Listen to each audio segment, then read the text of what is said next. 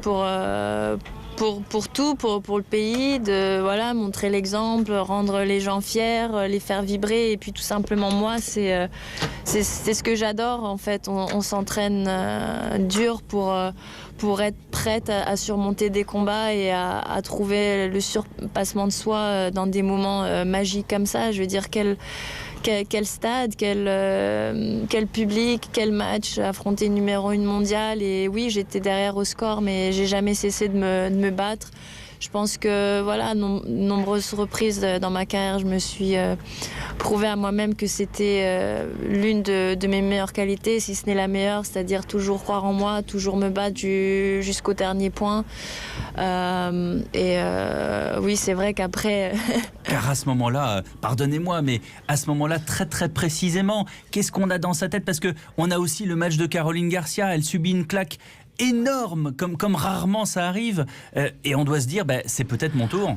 Oui, écoutez, à la décharge de ma copine, en face, c'est la numéro 1 mondiale, et comme je l'ai évoqué juste avant, elle est absolument en confiance absolue, en état de grâce ces dernières semaines et toute cette année, et il n'y a aucune honte, j'ose dire, au score qu'a subi Caroline. En face, elle était tout simplement injouable, et c'est vrai que quand je rentre sur le court, et il me semble que je suis menée 2-0, là on se dit oulala, elle est à 14 jeux de suite, et bien sûr qu'on peut avoir les chocottes, mais moi je savais que je voulais aller sur le terrain et gagner ce match, et voilà, tennistiquement, physiquement, j'ai absolument tout donné, et je sais pas quoi vous dire, c'est du pur bonheur. Vous parlez beaucoup d'Ash Barty, cette joueuse australienne absolument exceptionnelle. Si on devait faire un portrait robot, comment est-ce que vous la définiriez? Parce qu'on a l'impression qu'il peut rien lui arriver.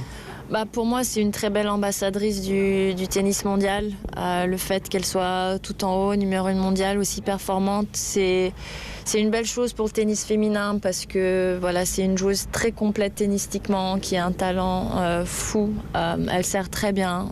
C'est une joueuse très intelligente qui réfléchit sur le court, qui vous fait voir de toutes les couleurs, tous les angles, qui vous fait courir. Sur le plan physique aussi, elle est très difficile à déborder. Elle est vraiment très complète, et il y a pas de surprise par rapport à ses résultats et ce qu'elle mérite. La dernière étape, ça a été ce double décisif. Alors évidemment, il y a beaucoup de symboles dans cette partie en double, votre relation avec Caroline Garcia, on va en parler dans un instant. Mais d'abord, quand vous remportez, quand il y a la balle de match, quand vous gagnez, qu'est-ce qui se passe dans votre tête? On a les jambes coupées, on se dit ça y est, c'est fait, on est championne du monde. Moi personnellement, je vois la balle qui sort, qui va longue, et je m'écroule, j'ai les jambes coupées, l'adrénaline, le stress, les émotions, tout redescend, et on a du mal à réaliser.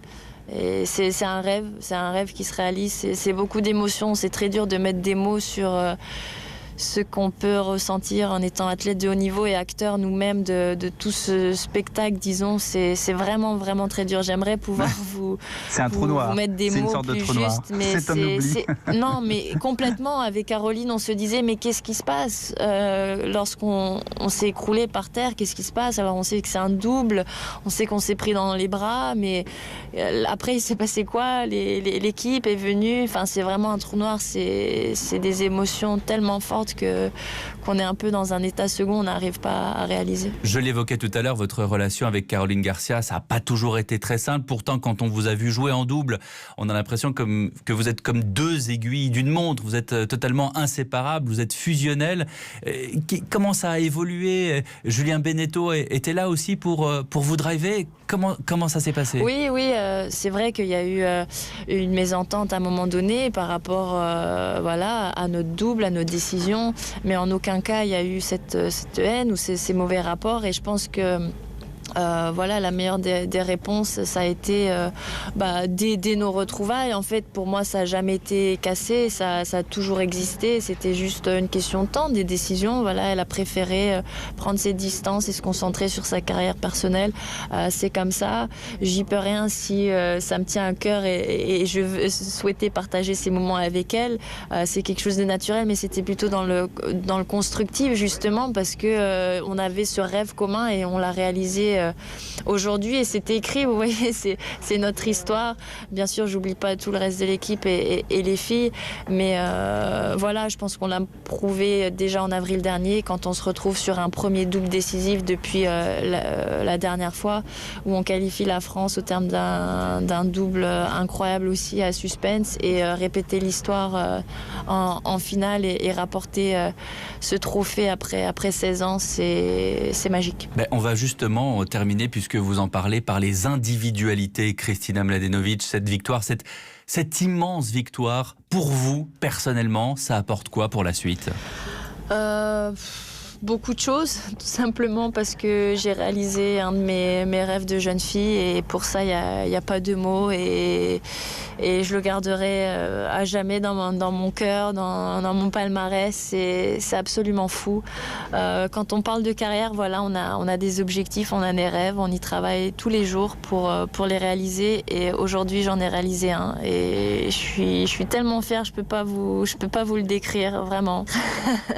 Merci encore Kristina Mladenovic, un immense bravo, merci pour cette victoire pour la France, merci au nom de tous les auditeurs d'Europe 1 qui sont là, qui vous suivent, qui vous admirent. Merci encore Kristina. Merci de m'avoir invité, merci à tous.